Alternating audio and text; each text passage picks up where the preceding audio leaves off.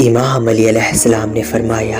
اے لوگو، رمضان کے مہینے میں اپنے مرحومین کے لیے نیکیاں کیا کرو، ان کی قضا نمازیں پڑھا کرو، ان کی نیت سے اللہ کی مخلوق میں مختلف چیزیں تقسیم کیا کرو تاکہ ان کا ثواب تمہارے مرحومین تک پہنچے۔ تو کسی نے پوچھا، یا علی وہ کیوں؟ تو امام علی علیہ السلام نے فرمایا، کیونکہ جیسے جیسے رمضان کا مہینہ ختم ہوتا جاتا ہے تو انسان کے مرحومین، وہ والدین جو انتقال کر چکے ہیں، چیخ کے روتے ہیں اور کہتے ہیں، اے زمین پہ زندگی بسر کرنے والوں، ہم نے زندگی میں تمہارے لیے کیا کچھ نہیں کیا۔ آج ہم برزخ میں نہ اپنی ایک نیکی بڑھا سکتے ہیں،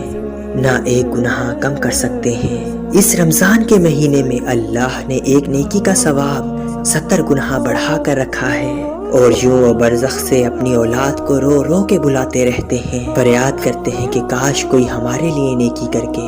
ہمیں ہدیہ کرے تاکہ ہماری قبر میں سکون اور روز محشر ہماری نجات کا ضمانت بن سکے۔ اے شخص جو بھی رمضان کے مہینے میں اپنے مرحومین کے لیے نیکی کر کے ہدیہ کرتا ہے تو یوں ان کے مرحومین برزخ سے ان کے لیے دعا کرتے ہیں، اور اللہ کا وعدہ ہے کہ جب بھی کوئی ماں باپ، عزیز و اقارب جو مر چکے ہیں برزخ سے کسی زندہ انسان کے لیے دعا کریں گے تو اللہ ایسی دعا کو فوراً قبول کر کے زندہ انسان کے لیے رحمت بنا دے گا، زندہ انسان کے لیے رحمت بنا دے گا۔